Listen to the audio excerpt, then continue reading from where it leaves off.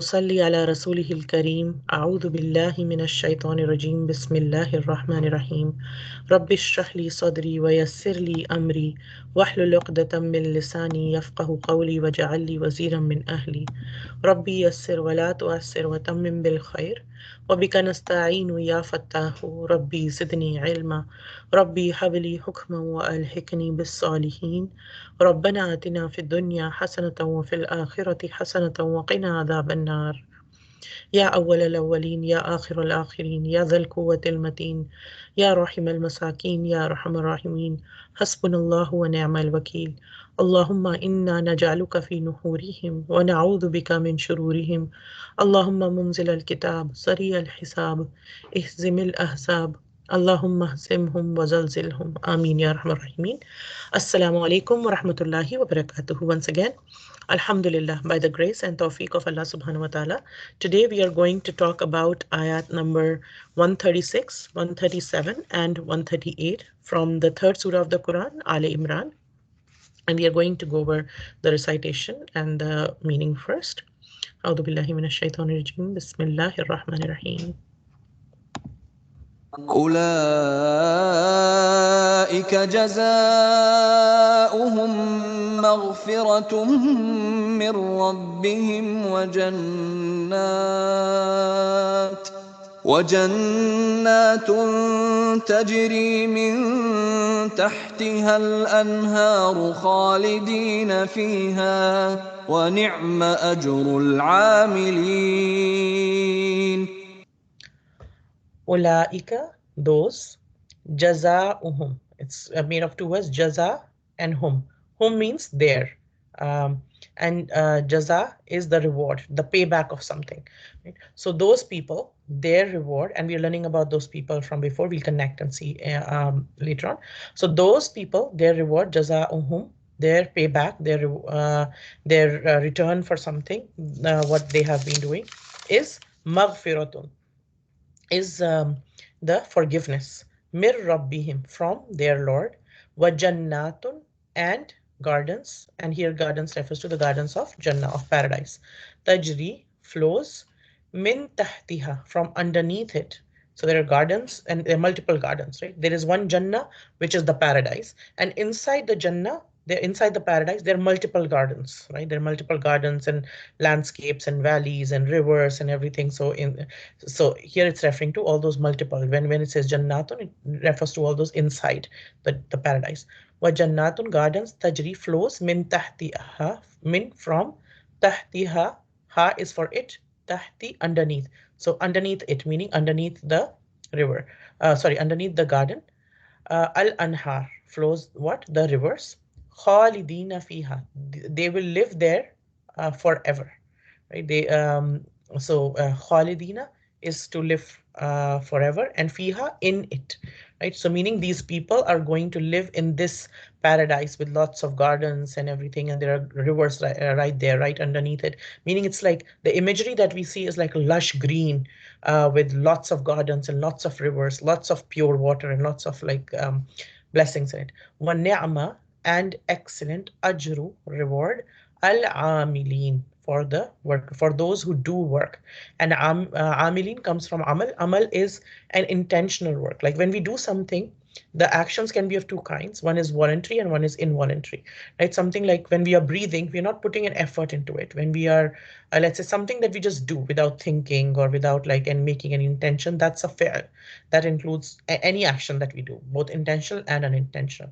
But when we say amal, that includes something intentional. Like let's say some guests come over to my house. I intentionally get up and go and make a cup of tea for them and give it to them. That's an intentional thing, right? Or so there's an intention to it. There's an amal has an intention to it, right? And you do something intentionally, put an effort and do something. So here Allah subhanahu wa ta'ala is saying their reward is forgiveness from their Lord and gardens beneath which rivers flow, where they shall live forever. And excellent is the reward of those who work, who do amili, those who continuously work. as well. So, and then in the next ayah, ayah 137, أعوذ بالله من الشيطان الرجيم بسم الله الرحمن الرحيم. قد خلت من قبلكم سنن فسيروا في الأرض فانظروا كيف كان عاقبة المكذبين. So qad is verily, khalat, something that is fast. It comes from khaf, kha, lam, and waw. Khalat, there is something that has passed or become empty, right? Min qablikum, from before you. Sunanun. Sunanun is the plural of sunnah, like something that is a pattern, something that is a way of doing something, a legacy, uh, the laws and the ways of laid down by somebody for doing something, right? So plural of sunnat. Sunnat is the way of doing things, right? So before you, there are situations, there are patterns, there are things that have passed before you, there are legacies that have passed before you, stories, histories that have passed before you, right? For siru, then what do you do? Siru is to travel, to walk around, to travel, to go from one place to the other. Fil ardi, in the earth. So travel in the earth. Fanduru, and see. Uh, Kaifa, how, kana, was, aqibatu, the end of those what was, whose end is Allah subhanahu wa ta'ala telling us about to look at? Al mukaddibin. Kadhib is to deny, to reject something. So those people who were the deniers, and deniers of whom? Deniers of the prophets, of the message of Allah subhanahu wa ta'ala, of the rulings of Allah subhanahu wa ta'ala, meaning those who disbelieved and who denied and who even when they were faced with the truth, they understood the truth, but they still kept denying it, right? So here Allah subhanahu wa ta'ala is saying that many patterns of behavior have passed before you. So traverse the land, travel in the land from one place to the other, and see what was the fate of those who rejected the prophets or rejected the commands of Allah subhanahu wa ta'ala. And ayah number 138. أعوذ بالله من الشيطان الرجيم بسم الله الرحمن الرحيم. هذا بيان للناس وهدى وموعظة للمتقين. Hadha, this, bayanun, is a declaration, linnasi, for the people. Li is for annas, the people. So this is a declaration for the people. Wahudan, and guidance. Wa maw'idatun. Maw'idatun is an admonition, a lesson. Lil muttaqin, for the God fearing. So this, for everybody, it's a declaration, but for the people who are God fearing, it is guidance and admonition, right? So this is a declaration for mankind and guidance and a lesson for the God fearing. Okay, so inshallah we will go in a little bit more detail now. Ayah number 136, right? Allah subhanahu wa ta'ala is saying, so before this, first of all, let's look at what's the passage that we're talking about. It is, we are looking at the commentary from after the Battle of Uhud, what's going on in the Sirah right now. We know the situation that there has been a loss at Uhud and everything, and now Allah subhanahu wa ta'ala is teaching us lessons from teaching all the Sahabas, the lesson, the companions of the Prophet sallallahu alaihi wasallam, the lessons that we can learn from whatever happened at Uhud, and also by extension teaching all of us that like some timeless lessons in general too, right? So before this, in ayah 100, so this passage started from in ayah number 133, when Allah subhanahu wa ta'ala said, and rush to forgiveness from your Lord. And when you rush to forgiveness from your Lord, what are you rushing towards? And a garden, a jannah, the width of which is heavens and the earth, and it has been prepared for the pious. Right? And then Allah subhanahu wa ta'ala said, who are these muttaqi people? He told us that these are the people who spend when it's like whether they have money or they don't have too much money, whether they are in ease or in their hardship, they keep spending from whatever they can, whatever is their capacity, they keep spending from that. And again, spending does not refer to money only, spending for money, and they restrain their anger and they pardon from the people. And Allah subhanahu wa ta'ala loves those who do the muhsinin. May Allah ta'ala make us of those people whom He loves, right? And then he told us that, okay, another quality is when they come across immorality or when they wrong themselves, they remember Allah subhanahu wa ta'ala, they ask for forgiveness from their sins. And who can forgive sins except other than Allah subhanahu wa ta'ala, right? And they do not persist in the wrong that they did, they happened to do. And again, this is not amal, this is a fa'alu, that happened to happen, right? So it's whether it was intentional or unintentional, even something wrong that might happen unintentionally. Sometimes we don't want to do wrong, but it happens. And then they don't persist in it still. They don't like start to make excuses like, okay, I didn't mean to do it and everything. This, okay, even if I didn't mean to do something, it still happened. So, okay, like, I'll change my course, right? And they, when they come to know, they change their course. Now Allah subhanahu wa ta'ala is saying like for these people, like, so ulaika is connecting to these muttaqi people who have these qualities that Allah subhanahu wa ta'ala said. And we will talk about these qualities once more again today. So those are the people. Their jaza, their payback is maghfirah. And from maghfirah from whom? From their Lord. So again, when we look at the previous ayah, when it's all started, Allah once said Rabbikum, right? If it's a very similar thing that they will get Jannah. If you look at it here in ayah number 133, Allah subhanahu wa ta'ala said that hasten to forgiveness from your Lord. Right. So it's almost like we can imagine there's a group of people and Allah subhanahu wa ta'ala is addressing those people. So if we give a contemporary example, let's say like there's a coach or anything who's or a teacher who's has like a group of people, a group of new students or thing is like, okay, all of you, like there is this, like you go towards this and everything, and then you have these things to do and everything, and those who do this will get this. So what does it mean? Meaning that you are all these people here, so all these people are being addressed, and then it is being told that this is your goal, you do this, you do this, and those of you who do this, then they will get this, right? So just with the change of the word him here from kum means all of you, him means there, right? So when Allah subhanahu wa ta'ala changed this little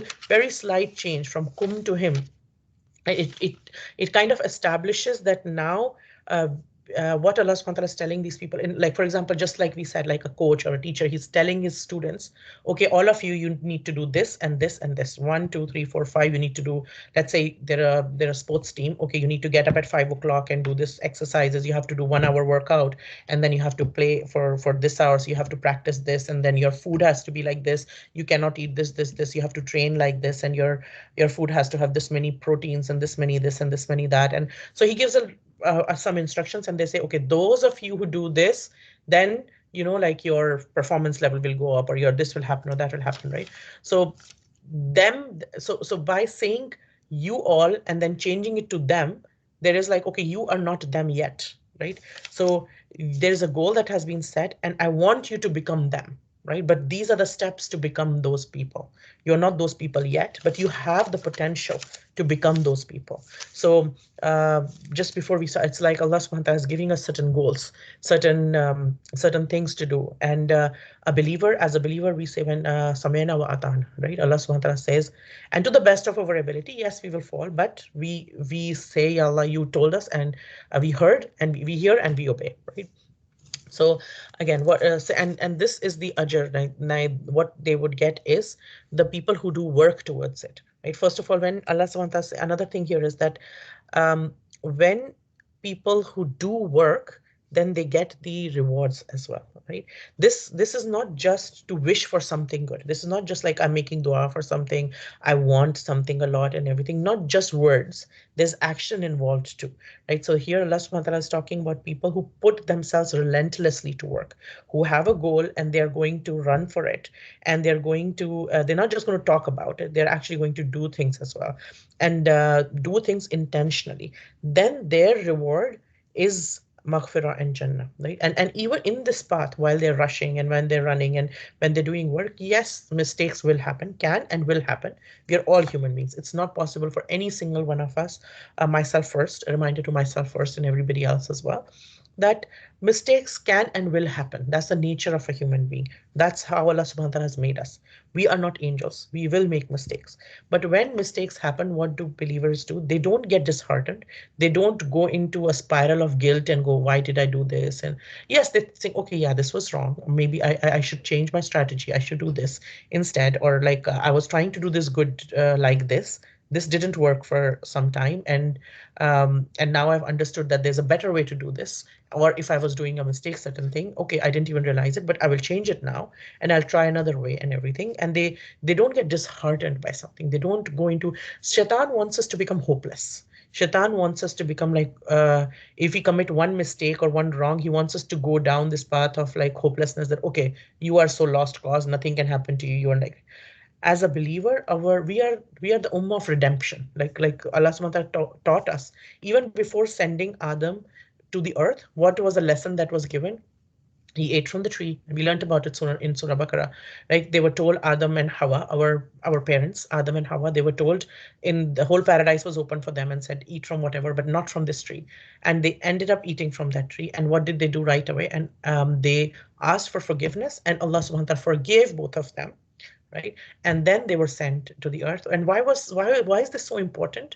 Because we are an ummah of redemption, that we understand that mistakes will happen, and when they happen, there is a way back all the time. There's no, until we are breathing, there is a way back, and we don't get hopeless. We do istighfar, we seek Allah's forgiveness, we genuinely seek forgiveness, and then put ourselves to work, right?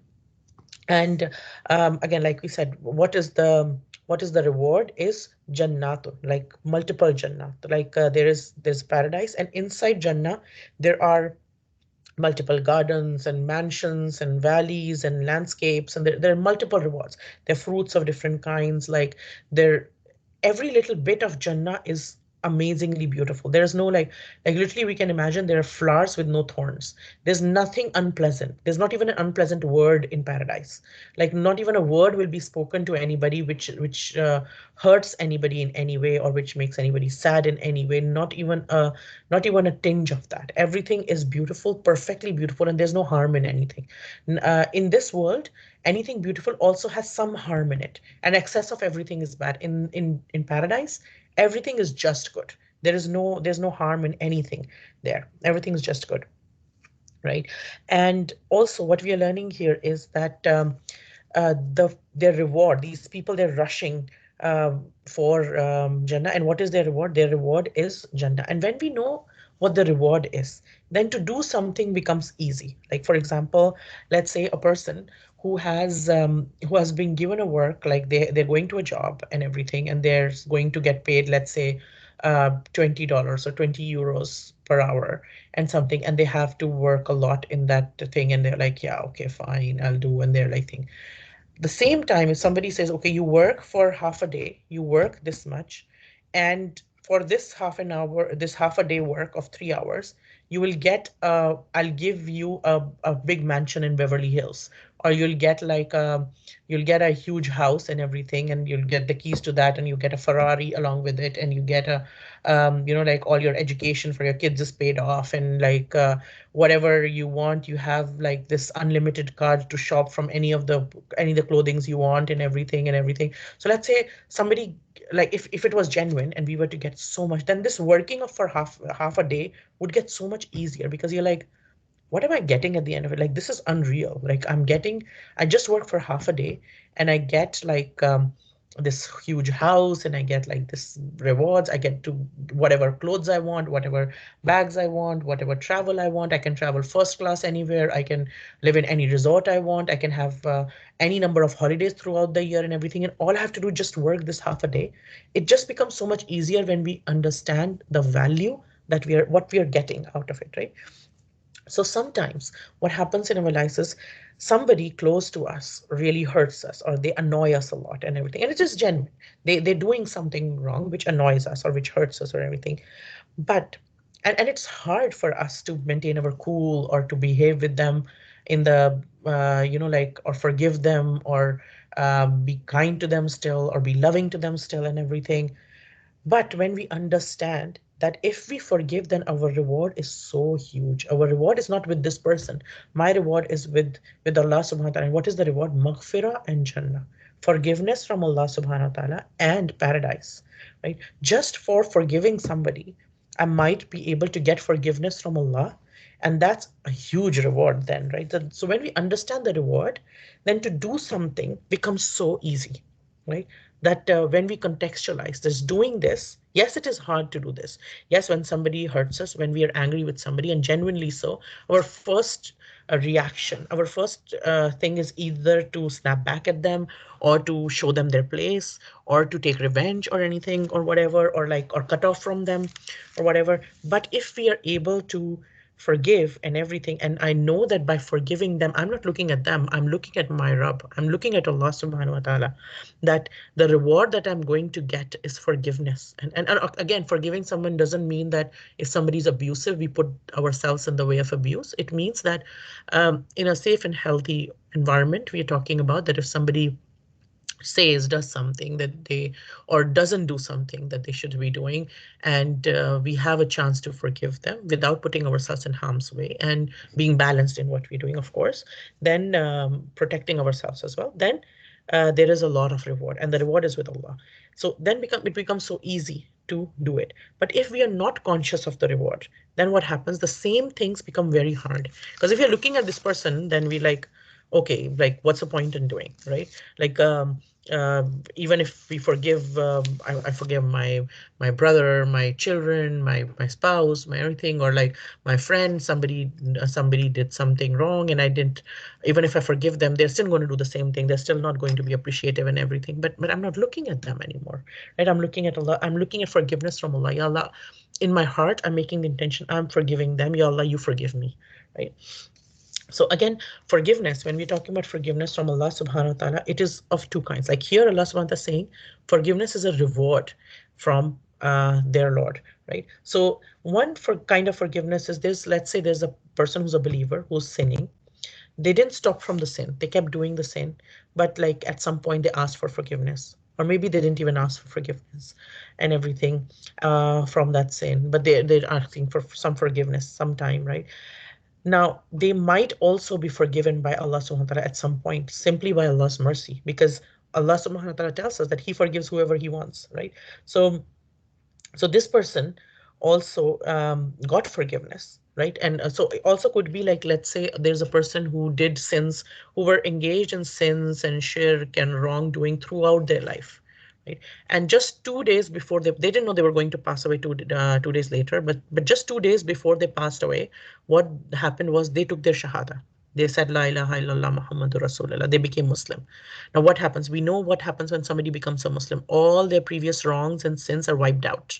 Right? They're like a brand new baby. Anything good that they did is retained. Any bad that they did before they became Muslim is converted into good for them. Allah subhanahu wa ta'ala forgives everything. Now, this person lived for 2 days after. They have not yet learned how to pray salah, their prayers. They've not yet learned how to do anything like the other pillars of Islam. They're not yet giving charity. They're not doing anything else. They didn't have time for anything else. They just passed away, right? But by Allah subhanahu wa ta'ala's mercy, they were forgiven. Everything was forgiven, right? Allah can forgive whoever He wants. And taking the shahada is turning back to Allah subhanahu wa ta'ala, turning back to our Creator as well. That's like one category of forgiveness, that Allah subhanahu wa ta'ala can forgive whoever He wants, and like this is a way of forgiveness as well. But another level that we are learning here is another kind of forgiveness that we are learning here is that there is a group of Muslims. There is a Muslim. He has the fear of Allah subhanahu wa ta'ala, and through that fear in the sense that I love Allah so much that I don't want Him to be upset with me even a little bit. I want Him to be pleased with me as much as I want to do things that can please Him, that will please Him, right? So I want to do that more and more. I want to rush towards things that please Him, and I want to rush away from the things that are displeasing to Him. I want to, I want to like uh, continuously mold myself to be the most pleasing to Allah Subhanahu wa Taala, right? And such a person is running towards forgiveness. They want forgiveness from Allah Subhanahu wa Taala. May Allah make us of them. I mean, so such a person stops themselves from sins. They are doing actions actively seeking forgiveness from Allah subhanahu wa ta'ala. They have these goals that Allah subhanahu wa ta'ala just set for us, right? So there are these goals, and the reward of such person, the payback for such a person. Now, this is, yes, there is Allah's mercy even in that, but the forgiveness that this person is getting, who's rushing towards it, who's rushing with the fear of Allah subhanahu wa ta'ala, this forgiveness for them is a payback for the actions that they used to do, for their rushing and racing and running in the path. And this running and racing and rushing in the path is the taqwa, right? Like they're seeking forgiveness, but they're not just asking forgiveness. It's not just feelings and thoughts for them, but it's also actions. They're actively doing things to which will lead to forgiveness from Allah subhanahu wa ta'ala. They're learning more and more. Okay, what what are the actions that we can do that can lead to forgiveness from Allah, and I will do this. Naam ya Rab. Anytime they learn something, they say, yes, ya Allah, yes, ya Allah, I'll do this. Yes, ya Allah, I'll do this. Yes, ya Allah, I'll do this, right? And then they try and they fall. Yes, anytime like a child, like a baby, when a baby starts to walk, they don't just like start running right away. They get up, then they fall, then they hold something and get up, then they take one step or two step and everything, and they're walking a little bit and everything. And it takes a while for a child to coordinate everything and start running. And even while running, sometimes we might fall by, like, there might be something slippery, we might fall because of that or for any other reason, like we slip but and we get up and we walk again, and we slip and we get up and we walk again, right? So that's okay, we will slip, we can and we will slip, but that's okay, we keep running, we get up and we don't give up, we keep running throughout our life towards the pleasure of Allah subhanahu wa ta'ala, right? So these people, they do good deeds, they abstain from bad deeds and sins. When they something wrong happens from them, they remember Allah subhanahu wa ta'ala, and they go towards that, they forgive people, right? They sometimes somebody angers them, somebody frustrates them and everything, they're like, no, I will forgive, I will overlook and everything, and they control their anger and everything, right? So Allah subhanahu wa ta'ala forgives them and appreciates their good deeds, and He blesses them with, and then the payback was the forgiveness, and then He blesses them with the ni'mah, with the reward, the excellent rewards of Jannah, of the fruits of Jannah. Right? So now here it's not a payback. These are the rewards that are being given. The payback was forgiveness. That is to say, now when somebody is forgiven, that leads to Jannah, right? That leads to paradise, right? So the payback of the good deeds, of the actions, of the hard work that a person was doing was forgiveness from Allah. And then once somebody is forgiven, Allah subhanahu wa ta'ala appreciates the good deeds, because nothing that we do, anything that we do, like we gave the example of a person working half a day, does not actually, the payback is not for that, cannot be a mansion and a Ferrari and a, because that's like unreal. Like for just half a day you get this much, you get like unlimited shopping cart, unlimited resorts, unlimited, like the best of resorts, five-star hotels, first class travel, the home is an estate home, it has everything done, you have a cleaner, a butler, everything there, everything's paid off just for half a day's work. That's unreal. But that's what we are learning is those are the blessings. So if you can compare that to this life, in this life we do, with this life, when we will get up on the day of judgment, this life will feel to people like a day or half a day or a few hours even. That's how small this life will feel, right? And compared to that, Jannah, the afterlife is forever. And so whatever the blessings we will get in the paradise, may Allah Ta'ala make us of them, would be a blessing from Allah Subhanahu wa Ta'ala. Because anything we do cannot compare to like whatever you do in like 50, 60, 70, 80, maybe 100 years, does not compare to the rewards for eternity, right? That is a blessing from Allah Subhanahu wa Ta'ala. He appreciates and He gives us so much as a reward, right?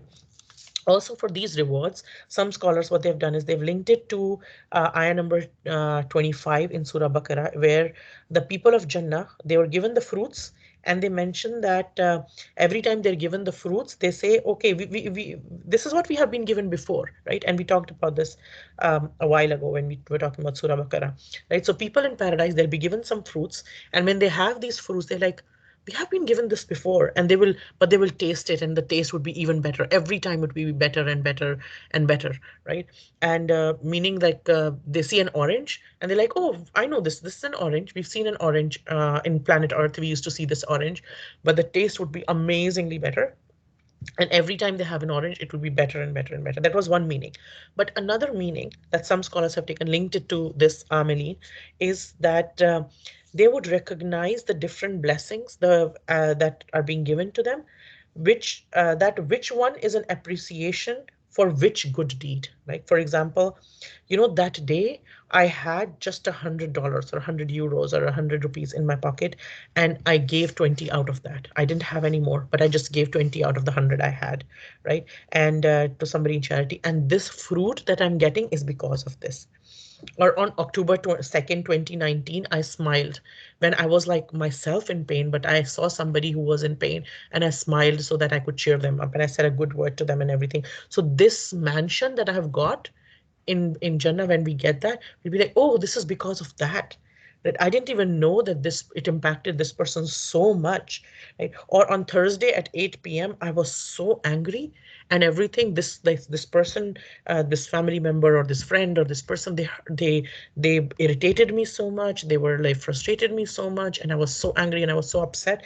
Yet I controlled my anger and I talked to them nicely, and I tried to keep the atmosphere good and everything and whatever. And I controlled my anger and everything. Oh, this river is because of this. Oh, like we were be able to see that. Or this time I was tempted towards this sin when I was like 21-year old, and I was so tempted towards it, but I left it because I remember Allah subhanahu wa ta'ala. I was still in touch with my friends who kept telling me to come to it. They were calling me towards this sin, but I stopped myself only for the sake of Allah's pleasure, to avoid His anger and displeasure.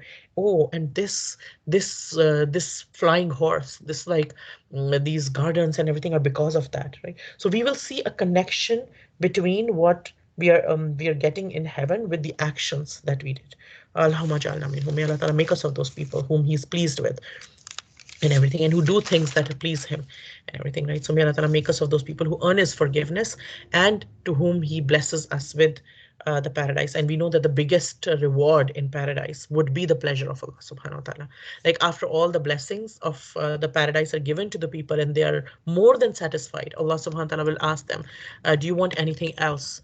And then we will say like, yeah Allah, no, we are satisfied, we don't want anything else. Like we'll be done, our minds will be open, but we won't be able to think of anything else. We'll be so much pleasure, so much happiness, so much rewards of different kinds. And again, every person, whatever they want, they will get everything that they want. And then Allah Ta'ala will ask, okay, is there anything else you want? They'll say no. And then Allah subhanahu wa ta'ala said, but I'll give you something else. And then He will show Himself, we'll be able to see Him. And then He will say that I'm pleased with you. And your reward today is that I'll never ever be displeased with you ever again. And that seeing Allah subhanahu wa ta'ala and that knowing that He is pleased with us forever will be the biggest reward of even Jannah. Right? Jannah is also a way. Why do we want higher levels of paradise? Because the higher level of paradise, the more we work towards the higher level of paradise, the closer we are getting to Allah subhanahu wa ta'ala, right? Because He is subhanahu wa ta'ala, He is the highest, right? And so the higher we are going in paradise, why are we striving towards Jannah? Yes, there are rewards, and yes, there's no harm in going towards rewards. And I don't want hellfire and I want Jannah. Yes, alhamdulillah, that's a good goal.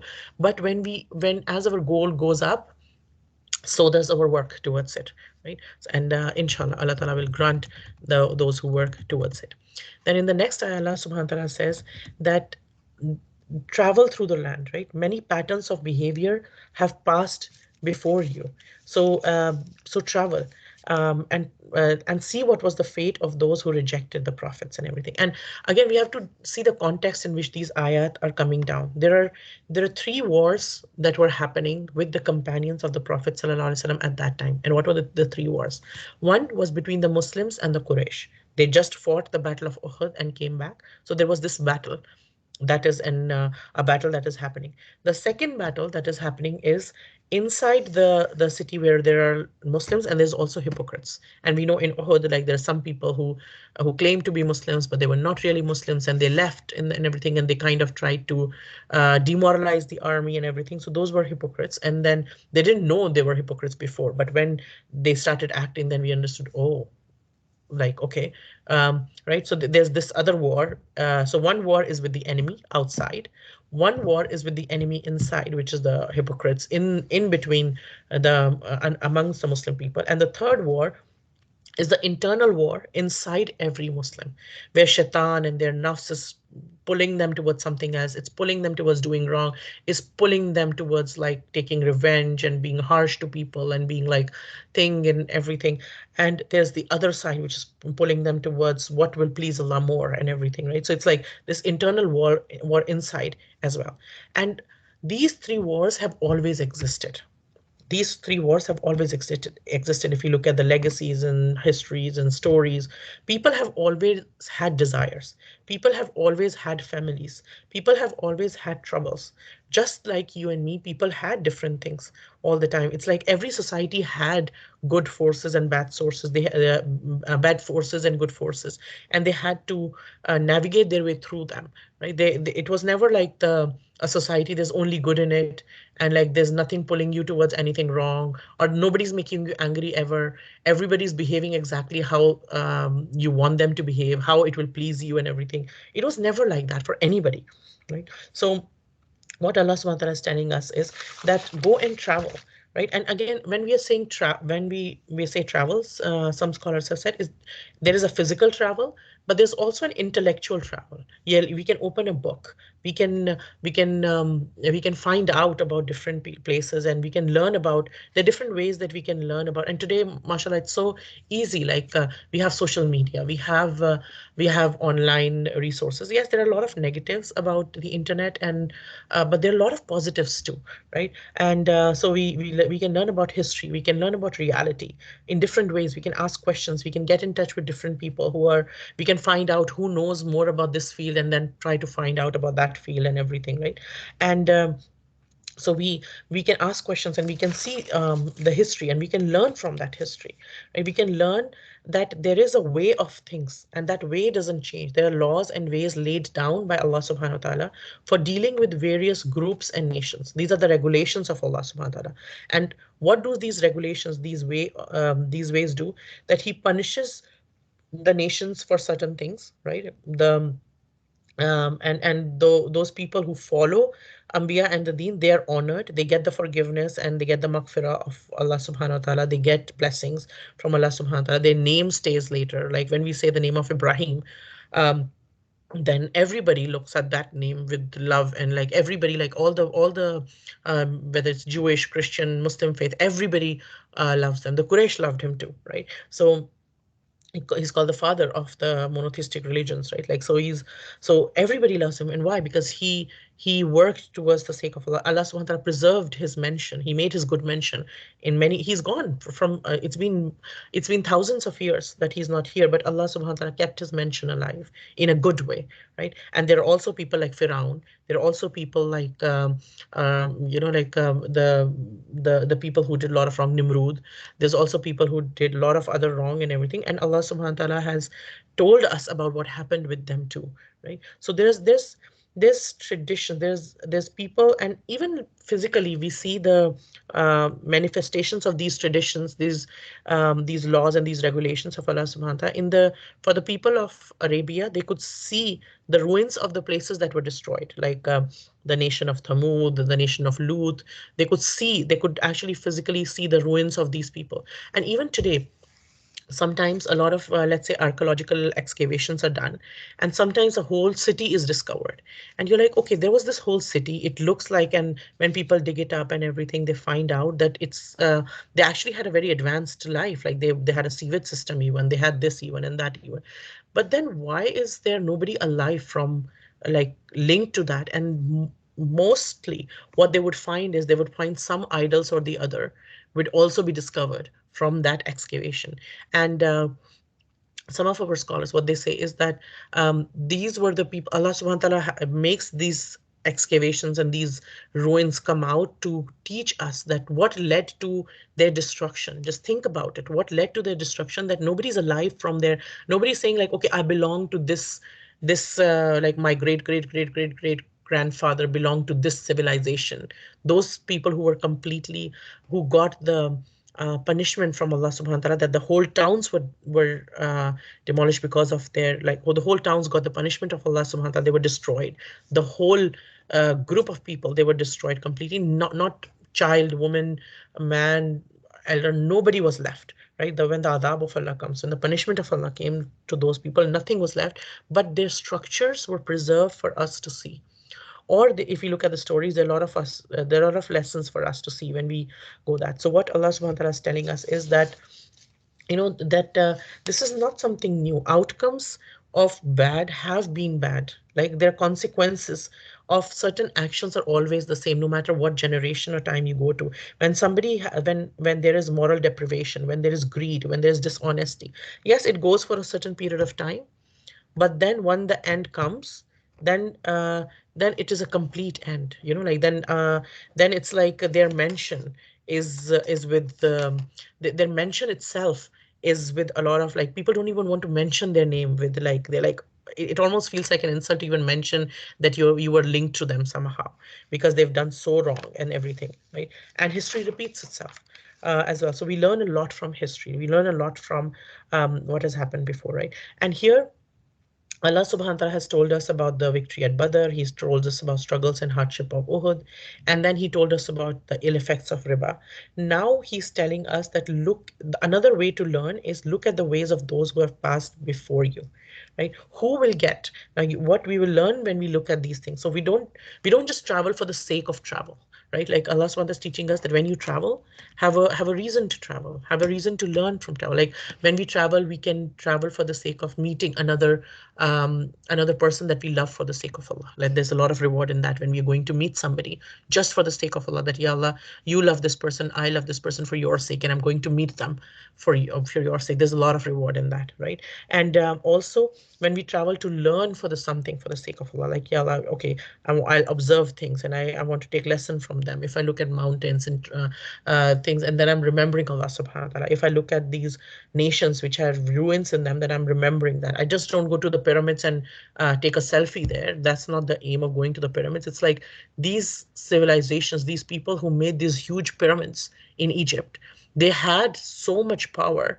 They were but then all of them were gone, right? So it was like taking a lesson from that, that no matter how advanced you become in terms of your physical wealth and everything, but if you're morally empty, then and you are there's no moral compass and everything, then you won't be able to last for too long, right? And the Allah subhanahu wa ta'ala's laws are the same, and they are the same, and they cannot be moved for anybody. So if we another lesson for us is, and what does that lead us to do? When we see the result of the previous people, what does it tell us? The reason for that is so that we can take heed and see where are we heading. When I look at these things, I should look at myself. Where am I heading, right? Am I, like what if I see the fate of these people? What kind of a fate do I want?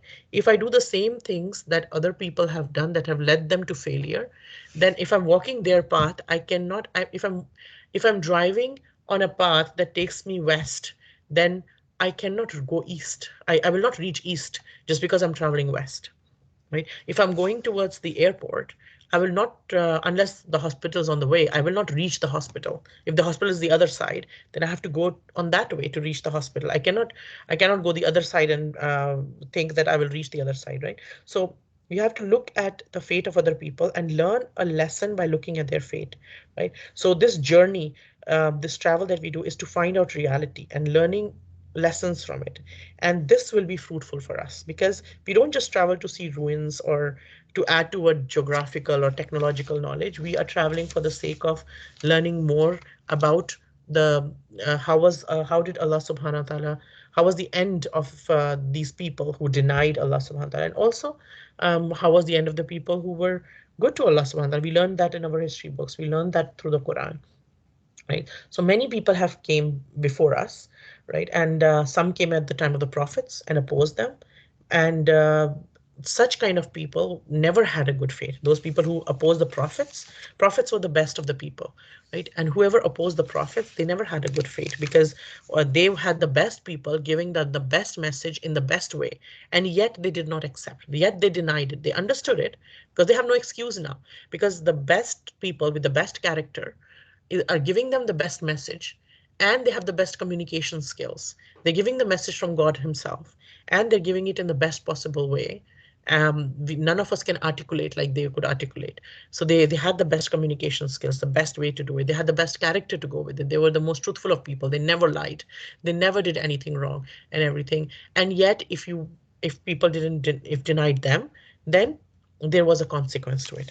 And may Allah Ta'ala protect us from those kind of consequences. Right? And then Allah subhanahu wa ta'ala saying that this is a declaration for mankind, right? And bayan here refers to what is the declaration? And they say that this is refers to the whole of the Quran. And some say that it particularly this mention of the Battle of Uhud and everything, and in its light, the tarbiyah of the Muslims, right? So now whoever understands and whoever makes an effort to understand, then this will become a means of hidayat for them, of guidance for them, and Mau'ida. And mau'ida, what does that come from? It comes from waw, ain, and dha, right? Waw, ain, and dha. This, so Waad refers to something that is said, the words that are said that soften the heart. The words that are said that soften the heart. So, and whether it's the warnings or whether it's good news or whether it's something the talk that is given or something that softens the heart, right? And whose heart will become soft? The heart of the muttaqi people, the people of who are God fearing already. For them, this bayan, this Quran, this passage from the Quran especially, will become guidance and admonition. For other people, it'll be just declaration. But for the people who have taqwa, this will become guidance and this will become admonition, right? So only those people who fear Allah, who fear God, and they are morally alive, right? They don't want to be nasty. They don't want to just take things from people. Only they will be able to benefit from the Quran and everything. And again, what the this warning and what is this doing? This is a warning and it stresses the need for us to be vigilant. Like, what does taqwa mean? Taqwa, we learned before. What it means is that, and somebody was asked, like, what does taqwa mean? It's like you're walking through a narrow path and you're wearing like really brand new clothes and like really nice clothes and your favorite dress or something. And there's a very narrow path from which you have to pass, and there are thorns all around it. So you don't want your clothes to tear, and you're wearing such nice clothes. So how will you walk? You will walk so carefully. You'll walk so carefully, watching every step and putting everything. So taqwa is like that, that we watch every step. We assess ourselves. We're always like worried that, okay, I don't end up doing something that displeases Allah. I want to do some things. I want to do things that please Allah subhanahu wa ta'ala. Right? So that will be taqwa, right? And this ayah or this whole passage, it has a general tone, but it is specifically addressed to those weaker elements amongst the Muslims. And again, this deen is for everybody. This deen is not for just the ultra religious. And again, in people, there's always different people have different motivations and different levels of doing things as well. Some people are motivated by very high goals. Some people rush to like be the topper in the class. They want to get a gold medal. They want to do this, and goals motivate them. That's their personality. Like they want to push harder. They want to work harder. They want to achieve higher ranks. They want to. So anytime some challenge comes or some opportunity comes, it just motivates them. They're like on the go. They just like, okay, yes. There's some other people who get overwhelmed very easily, right? And that's a different kind of personality. But this deen is for everybody. This deen is not just for high achievers. This deen is for people who achieve high, but this deen is also for people who get overwhelmed very easily, who get scared very easily, who get nervous before every test. Before every test, they attend every single class and everything, but before the test, even when they've studied so much, before the exam comes, there's certain people who just get so nervous, like, okay, I have to give a test, or I have to like read this to my teacher. Oh my God, how would I do this? And they get so nervous that in their nervousness they make mistakes, right? Or they are like they feel like so that they can't do something, that start to avoid it because they're like, okay, I just can't do it, so I will just avoid it instead because I don't want to face the failure of not being good enough or not being able to do something and everything. Like, so there are different kinds of people, but this deen, Allah subhanahu wa ta'ala makes it for everybody, right? So this passage is specifically addressed to those weaker elements among the Muslims who are not yet fully committed, right? They were committed. It's not that they were not committed, right? They were committed, but their commitment was a bit like it was not like very like strong and very thing because they were not fully committed, or um, they were a bit affected by hypocrisy around them. Like when they see hypocrisy around them, and they see people who are being like, we are as human beings, we are like sponges. We absorb things from our around us too, right? And some it takes a lot of strength to not absorb things, if especially if there are wrong things going around us. It impacts us too because like we are impacted by that and we are like kind of pulled towards that too. So to not be impacted takes a lot of strength as well. And some of us might not have that strength, right? So we might be affected if we see a lot of hypocrisy around us, then be like, well, everybody's doing it, so what if I did it, right? Like and everything. So because and again, that might not be the lack of faith, that might be lack of strength, right? So in some people it might be lack of faith, in some it might be lack of strength, we don't know, right? Allah knows. But Allah subhanahu wa ta'ala addresses everybody, right? His deen is for everybody. So he is basically, this is specifically for those weaker elements and everything amongst Muslim, that okay, be careful. This is stressing the need to be vigilant. Okay, so all of you also, that all those who like left the mount and went to collect the war booty and everything, there was a weakness, and there was like and everything. Um, so fear Allah subhanahu wa ta'ala and be vigilant in what you do and everything. And um, it's like reminding them. It's like teaching them, but there's a lot of love in this teaching too, because just with the word maw'idah, we understand like what is maw'idah is was is something that softens the heart, something that doesn't. It's not like somebody telling you, okay, do this. Haven't you done this also? Like you didn't do even that. Like, come on. Like, it's not scolding, or it's not like being sarcastic. It's not being like, it's like there's a lot of love which warms the other person's heart, right? And even that we are told in our deen always, when we talk to somebody else and when we are asking them to do something, one of the key, and that's also in communication skills as well. When we talk to somebody and we want to invite them towards certain good, or to be more responsible, or to do something like that, our tone and our the what we talk and how we talk, there has to be softness in it. Why? Because um, there are two things that we can do when we're talking to somebody. Either we can activate their ego, or we can activate their fitra, right? So their fitra is something inside, and to activate somebody's fitra, right? Somebody's natural tendency, and what is our natural tendency is to do good, to obey Allah subhanahu wa ta'ala. That's in every single human being. Allah Ta'ala has put that. But instead of activating the fitra, when we activate the ego instead of the other person, then they become like, oh, you said this to me, I can do worse. Like, like we activate the ego, we make the person a bit like defensive or offensive on the other, by the way we talk. What happens then is, like it is said, the ego is like a sleeping lion. Don't wake it up, because it will eat you first, right? Ego is like so don't, uh, in one of the communication skills, what we are taught is like, don't activate other person's ego, activate their fitra, talk to their heart, right? When we talk to their heart, when their heart is in something, the Prophet ﷺ told us there is a peace in the body, which is like to the effect of, he said that, like if that is corrected, everything else is corrected. So once something comes to the heart, like let's say somebody really wants to be a doctor. Well, now they really want it, right? It's their thing. Now, because it's in their heart, they want to do. They'll do all the hard work for it. They will study so many years for it. They'll put all that hard work for it. They'll put that hard work. Or let's say a mother who loves the child so much. Now, this lady, let's say she loves her sleep, or she loves her spa, or she loves her shopping. She has a lot of hobbies and a lot of things and everything before she becomes a mother. Once she becomes a mother, she has a child, and the child is sick. She still loves all those things, but she gets up in the middle of the night to take care of the child, because she loves the child so much that that love makes her get up. Even when she loves to sleep right now, she's tired from throughout the day, but yet she'll wake up because of that love, right? So when the heart is in something, the whole body follows, right? So what we need to do is we need to get to people's hearts. Once the heart is in there, then everything else just follows, right? And so, just to wrap up, the different things that Allah subhanahu wa ta'ala has told us in this passage, what He's told us before is, one, He told us to spend in prosperity, and the people of taqwa, what are they going to do? These are the goals that He has set for us.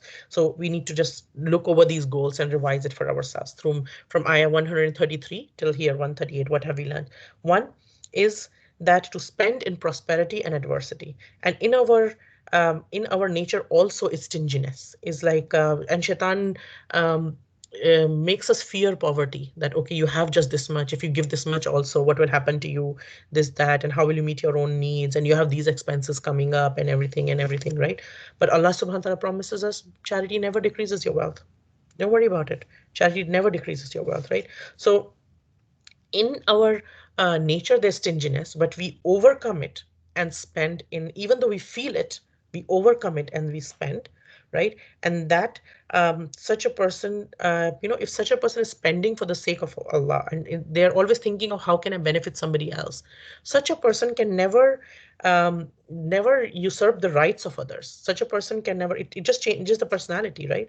They can never like take the rights of other people. They cannot cheat other people because they're spending always to benefit other people, right? And again, spending doesn't just mean wealth. It means all kind of things, all kind of blessings that Allah subhanahu wa ta'ala has given us, our talents, our time, our knowledge, our like whatever He has given us, to keep on spending from within it, with spending from it within our capacity. Even if we are poor, even if I have very little time, then let's say I got 10-15 minutes free or something, and what can I do and everything? Okay, I can help this person for something. Okay, I'll still do it, right? Like I can do it. Like it's not that I will sacrifice myself and my sleep and my food and everything. No, but when I have spare time, inshallah, I will put it there, right? Or if I have certain talent and I can use something, I can make something, I can do something which will benefit certain people in some way, then inshallah, we will spend on that, right? The second thing that Allah Ta'ala told us was these people control anger and forgive people, right? So to control, if we control our anger, right, then we can, if we are able to conquer our anger, then we are able to conquer over the world as well. If we are not able to conquer, if somebody is not able to conquer their own anger, then they cannot conquer the world, right? So the person who is going to be the Khalifa for the Deen of Allah, and He has sent all of us as Khalifa, right, as leaders, right? When we are um, uh, following the Deen of Allah subhanahu wa ta'ala, and we are taking on this role of being a Khalifa of Allah subhanahu wa ta'ala, then we need to be cool headed. Then we need to have this cool things, and only then can we make other people do things too, right? If we have, again, doing something ourselves is very easy. The easiest thing is to do something ourselves, keep on pushing ourselves. To have somebody else do something, to influence somebody enough for them to do it, that's the hard part. And when we look at the seerah in terms of that, of the life of the Prophet, sallallahu alaihi wasallam, he changed the whole society from what it used to be to totally different people, like the people. And so how did he do that? Right, and again, we can learn from his stories. He was loving to people. He never put down people. Even when they did thousand mistakes, he wouldn't put them down. He would talk to them in general terms. He would talk to them in a way that would warm their hearts, and they would want to do it. So much so, when the commands would come for alcohol is banned from now on, they just heard the command and they just threw away all the alcohol. They were drinking, and the people who had just taken a sip, they tried to vomit themselves to get the drink out, the sip that they had just taken out of their tummy, right? He didn't ask them to do that, but their hearts were so much attached that they wanted to do it, right? So it was like he was calm with people. And the Prophet, to the Prophet ﷺ, Allah subhanahu wa ta'ala says, even to the Prophet ﷺ, and we learn about it soon in the ayat as well, that Allah subhanahu wa ta'ala told even to the Prophet ﷺ, Ya Rasulullah, if you, they love you so much, they're willing to die for you. They love you so much, they're willing to die for you. But even you, if you are harsh with them, they will leave you. Even you, they love you more than their own lives. They love you more than their own children, more than their own parents, more than their own like wealth and everything, more than their own life. Yet if you are harsh with them, they would have left you. If you were harsh with them, they would have left you. Now the lesson, it is addressed to the Prophet ﷺ, but the lesson is for all of us. When we are harsh with people, when we are not soft with people, what happens is it turns them off. And sometimes, if in communication psychology, they say that sometimes we should, if we could imagine our own face when we are angry. When we are angry, like our face changes. We don't realize it, but when we are like shouting at somebody, or when we are really really angry, our face changes, and it does not look pretty. At that time, it does not look pretty when we are angry in that sense. And sometimes it's unavoidable. Yeah, we are human beings. It's not like, okay, I'll be zen from now on, I'll never get angry and everything, but I'll try to control my anger when I can, and I will not compromise on what I want or what the needs are, but I would go about it in a more in a better way, in a way that impacts the hearts of the people, right? So otherwise, let's say even a person who's doing dawah, when if they get angry, if they don't know how to control their anger, they'll break things. They'll turn people away from them. They'll scare the kids, right? And people won't come next time. People will try to avoid them, right? So what we learn is that when angry, do not flare up in anger and lose self-control. Rather, when we forgive somebody, then forgive from the depths of the heart, right? And forgiving from the depth of the hearts mean that don't remind the person that you did this over and over again, right? Like, or every once in a while. I mean, it means doing good to the person who, even to those people who cause them pain, right? And then, like, and how will it be possible, right? Like, we'll be able to do this. We'll be able to do this when, when we won't consider other people lower than us. Now again, at the and behind that, and when we humble ourselves to Allah subhanahu wa ta'ala, when we are constantly engaged in humbling ourselves to God, then we won't think of other people as this person is beneath me, that person is beneath me, and then we will be able to overlook more, because our where is our focus? Our focus is not on people, our focus is on Allah subhanahu wa ta'ala. So there's an incident of Imam Abu Hanifa, rahimahullah. What happened was someone approached him in a there was a busy marketplace, and somebody approached him aggressively and boldly in this thing, and they heaped a lot of insults on him. They were very harsh. They were saying a lot of abusive words on him, and they kept saying like these nasty things to him and everything.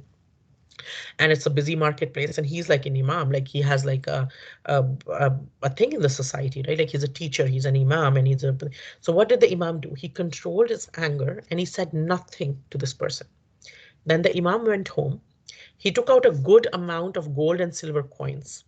He put them in a gift wrapped tray, and he went to the home of this person. This person who has been aggressively and boldly shouting at him, insulting him with a lot of abusive words and harsh words and everything. He went to this person, knocked on the door, gave him this tray to this person. When this person came out and said, "What? You know what? And today you did something very good to me. You gave me something of your good deeds that you had done. In gratitude of this favor of yours, I'm presenting this to you." Now, what did he just do? Like if you just pause here and say what did he didn't say that what this person did was good, but what was the impact it had on the person? Because when somebody wrongs us, what happens is the result, if we don't take the return in this world, what was going to happen in the next world? We're going to The currency in the next world is not going to be dirhams and dinars and dollars and euros and pounds and yens. It's not going to be all of that. The currency in the next world is good deeds, and everybody will have to pay back for everything. So when somebody is nasty to us, they will be giving us their good deeds on the day of judgment, right? So what is he saying? He's giving him the message that what you did was not good for you, really, but it was actually good for me, right? So he's giving him the message, but in such a beautiful way. He's like, okay, and you gave me something that is of your good deeds that you had done. In gratitude of this favor to you, sorry, in gratitude of this favor of yours, I'm presenting this to you. So please accept this gift from me, right?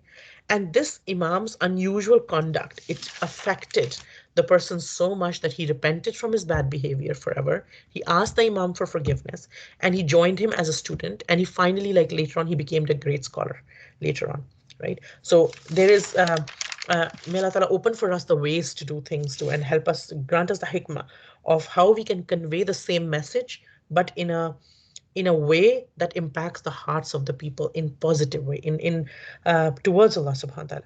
Then also, what do these people do? These people of taqwa, what they do is that when they do anything wrong, they turn away from fahisha and dhulm. They stay away from fahisha and dhulm. They stay away from shameless acts, and they stay away from doing dhulm, on doing oppression on themselves or somebody else. And if they remember anything, they turn back to, if they have any desires that might lead to something displeasing to Allah, they turn back towards Allah subhanahu wa ta'ala rather, right? And if they feel any takabbur coming, if they feel any pride coming, they leave it. They're like, "Ya Allah," and they turn to Allah for help against that pride, and they try to get themselves out of it, and they rush towards good deeds, and they work towards it. They rush for forgiveness and they work towards it. They do good deeds. They do all these actions towards it, right? And after all this, what happens is a person becomes of a person becomes like awliya Allah, like the person becomes like the person of God, you know. And the people who have worked like this before, the people who have had these qualities before, we see that those are the people who've always changed the course of history, right? Nobody has changed the course of history by arguing, by shouting, by giving people fatwas, by giving this, no, by doing all these qualities. And why is, for example, why a lot of people have been oppressed before and everything, but why is whatever is happening in Palestine impacting people around the world so much? Because even when they are being like their child is being killed and everything, what they're doing is they're standing up and saying thanks to God. Yeah, God, this was yours. This child you had given me, this child you took it. I thank you still.